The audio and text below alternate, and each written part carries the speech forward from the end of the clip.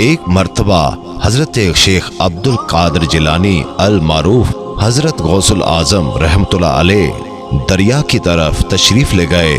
وہاں ایک 90 سال کی بڑھیا کو دیکھا جو زارو قطار رو رہی تھی۔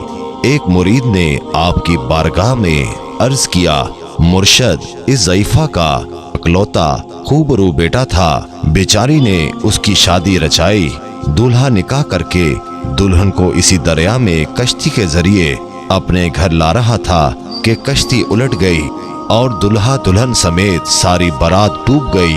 اس واقعے کو آج 12 سال گزر چکے ہیں، مگر ماں کا جگر ہے، بیچاری کا غم جاتا نہیں ہے۔ یہ روزانہ یہاں دریا پر آتی ہے اور بارات کو نہ پا کر رو دھو کر چلی جاتی ہے۔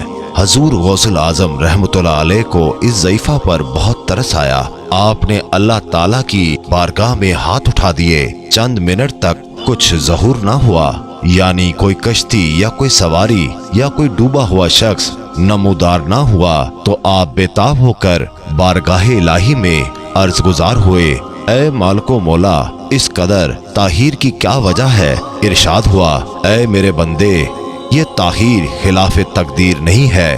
ہم چاہتے تو ایک حکم کن سے تمام زمین و آسمان پیدا کر سکتے تھے، مگر حکمت کے تحت 6 دن میں پیدا کیے۔ بارات کو ڈوبے ہوئے 12 سال گزر چکے ہیں، اب نہ وہ کشتی باقی رہی ہے، نہ ہی اس کی کوئی سواری۔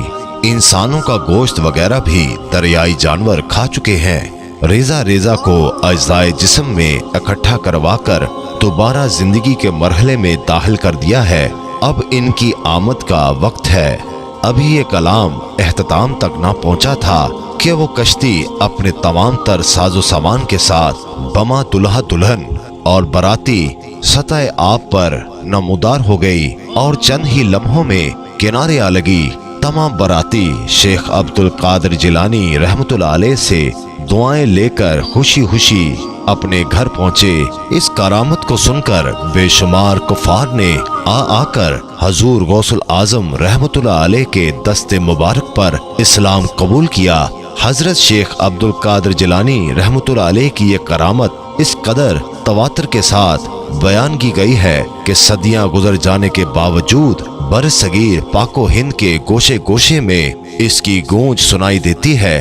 اللہ تعالیٰ کی بارگاہ میں دعا ہے کہ اللہ تعالیٰ غوث پاک کے درجات کو بلند فرمائے اور ہمیں اولیاء کرام کا ادب و احترام کرنے کی توفیق عطا فرمائے اور ان کے نقش قدم پر چلنے کی توفیق عطا فرمائے۔